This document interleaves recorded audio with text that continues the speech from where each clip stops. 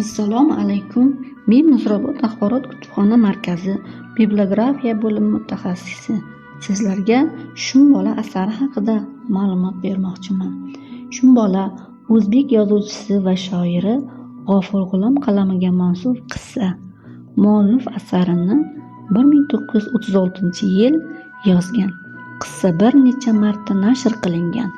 Qissada ijodkorning bolaligi 20-asr boshidagi Toshkent hayoti tasvirlangan. Qissa o'tkir hajviy asar bo'lib, haqiqiy voqealar va shaxslar taqdiriga asoslangan. Asar markazida yozuvchining hayotdan olingan ko'p faktlar turgan bo'lsa-da, u avtobiografik emas. Unda haqiqiy tarixiy faktlarga nisbatan badiiy to'qima, fantaziya kuchli. 1977-yil asar asosida Shumbola filmi suratga olingan. Film ham o'zbek, ham xorijiy film tanqidchilari tomonidan tahsinga sazovor bo'lgan.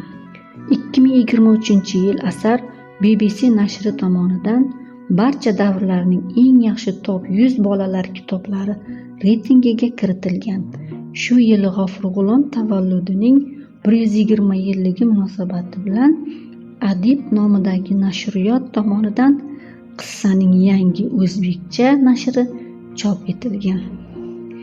Qissada Shumbola Qoravoy haqida hikoya qilinadi. Qoravoy uydan ketib qolib, o'zining topqirligi, zukkoligi, sho'x-shododligi tufayli turli sarguzashtlarni boshidan kechiradi. Shumbola bir guruh o'g'riga, har bir gapiga indan keyin deb javob qaytaruvchi boyga, giyohvand mullaga duch keladi. Sen bilasan, sen! O'zimizniki bo'la turib, o'zimiznikini o'g'irlaysan.